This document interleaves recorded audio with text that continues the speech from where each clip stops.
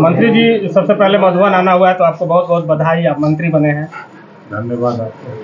आज यहाँ पे आना हुआ है, लगातार देखा जा रहा है कि सक्रिय होते नजर आ रहे हैं, सक्रिय हैं आप, लगातार देखा जा रहा है और टिकट भी मिल गया है अरविंद राजभर जी को। तो किस तरह से तैयारी कर रहे हैं लोकसभा चुनाव की आप? देखिए, हमारी तैयारी 80 लोकसभा, हम लोग अनवरत, आप देखते होंगे कि अनवरत कभी महिला सम्मेलन, कभी युवा सम्मेलन, कभी बूथ सम्मेलन, हम लोग अनवरत अपना अभियान चुनावी चलते रहते हैं।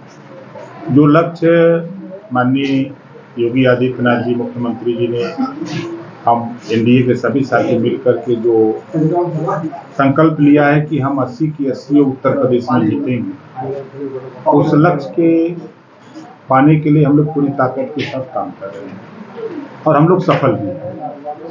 और चाहे बिहार हो, चाहे देश का कोई प्रदेश हो, जो लक्ष्य है एनडीए का 4 जून 400 पार, तो उसमें हम लोग सफल हैं। घोसी लोकसभा की जब से प्रत्याशी अरविंद राजभर जी की घोषणा हुई है, समाजवादी पार्टी भी अभी अपने प्रत्याशी को नहीं उतार पाई है और बसपा भी नहीं उतार पाई। तो क्या माना जाए कि समाजवादी पार्टी और बसपा ओम प्रकाश राजभर के चक्रव्यूह में फंसते नजर आ रही है? देखिए, पूरा प्रदेश समाजवादी पार्टी की सरकार को 4 बार झेल चुकी है, तो जनता तो उनसे उब गई। बसपा भी 4 बार सरकार चला चुकी है प्रदेश में, लंबे समय तक कांग्रेस सरकार चलाई है देश और प्रदेश में। तो जनता इन तीनों पार्टियों से उब चुकी है। और इधर जो 10 साल की सरकार चल रही है और यूपी में 7 साल से सरकार जो चल रही है, मुख्यमंत्री माननीय योगी आदित्यनाथ जी के नेतृत्व में जो सरकार यूपी में 7 साल से चल रही है, वो 7 साल में पूरे प्रदेश में एक भी दंगे नहीं हुए, कहीं कर्फ्यू नहीं लगा। और जो देश और प्रदेश की सरकारों से केंद्र और प्रदेश सरकार की योजनाएं जो गरीबों के लिए बन रही हैं, उस योजनाओं का लाभ गरीबों तक पहुंच रहा है।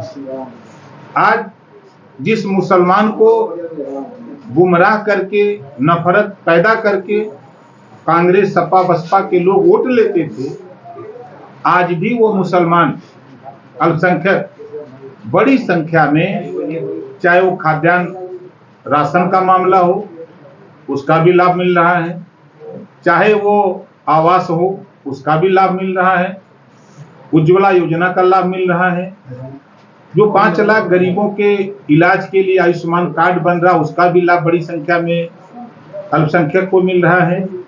और अमन चैन से मुसलमान, सपा बसपा कांग्रेस ने बीजेपी के खिलाफ एक बीच में नफरत की दीवार खड़ा कर दी। अब वो नफरत की दीवार हम लोगों ने धराशायी कर रहे हैं। इस नाते सपा बसपा कांग्रेस के लोग बहुत परेशान हैं कि अब क्या होगा। अब तो वहां योजनाओं का लाभ हो रहा है और मजे की बात, अल्पसंख्यक विभाग भी हमको मिल गया है, हम पढ़ भी रहे हैं।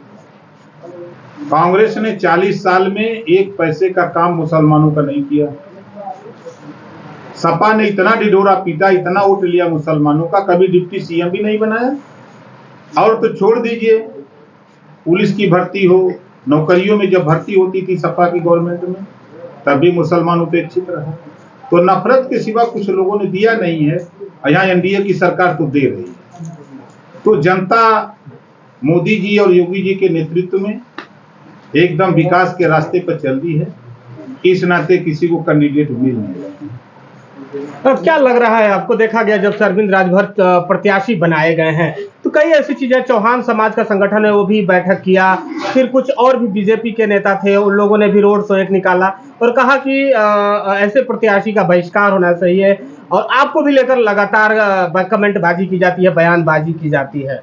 चौहान समाज का कहना है कि हम लोगों के साथ धोखा हो रहा है। ओम प्रकाश राजभर को जो पता था कि घोसी में चौहान वोट ज्यादा है, तो फिर उन्होंने हमें प्रत्याशी क्यों नहीं बनाया? देखिए, हमेशा फलदार वृक्ष पर ही लोग चक्का मारते हैं। कोई सूखा पेड़ पर या पेड़ में अगर फल न हो, उस पर कोई भी व्यक्ति चक्का नहीं मारता। ओम प्रकाश राजभर फलदार वृक्ष है। तो सब लोग चक्का मार रहे हैं, तो वो सोच रहे हैं कि जल्दी कुछ न कुछ हमको मिले वहां से, तो वो धैर्य रखें, जल्दी मिलेगा। शायद उनको पता नहीं, इसी घोषी में माननीय दारा चौहान जी को लेकर के लड़ तो रहे थे माननीय दारा चौहान जी, और आप ही लोग चर्चा कर रहे थे कि यहाँ चुनाव भारतीय समाज पार्टी लड़ रही है। देखा आपने ना, ये कहने वाले लोग कहाँ थे उस दिन? उस दिन सोए थे। मैं बस्तियों में जाके कहता था कि यार लड़ रहा है चौहान और पूरी ताकत के साथ लड़ रहा है राजभर। उस दिन ये लोग सोए थे। सोचना चाहिए। तो हम तो इतना जानते हैं कि ये फलदार वृक्ष चक्का तो मारेंगे लोग। उपचुनाव में बहुत मेहनत किया है आपने, दारा चौहान को भी लेके बहुत मेहनत किया, मगर सफलता नहीं मिल पाई। लोकसभा कितना कठिन होगा, कि चाहे कितना आसान होगा ओम प्रकाश? कोई लड़ाई नहीं। लड़ाई तो हम लोग 18 जुलाई 2023 को ही जीत गए, जिस दिन सीट फाइनल हुई। हम एनडीए में शामिल हुए, सीट फाइनल हुई, उसी दिन हम चुनाव जीत गए। कितनी मार्जिन होगी इसके लिए हम लोग लड़ रहे हैं। कोई बूथ बता दीजिए, हम एक बूथ अभी यहीं आपको नजीर देते हैं। हमारे प्रधान जी हैं लखौर गांव, लखनऊ एक गांव है, उस गांव में बैठा था, और पूरे गांव से कम नहीं कुछ तो हमको अंदाजे कि 250-300 लोग लगभग आ गए, और लोगों ने कहा कि साहब यहाँ 95% वोट छड़ी को मिलेगा। फिर मैं वहां चाय पानी किया, फिर मैं गया शिवानंद मल जी के यहाँ, 50 प्रधान आ गए। हमको अंदाजे कि 35-40 वो संभ्रांत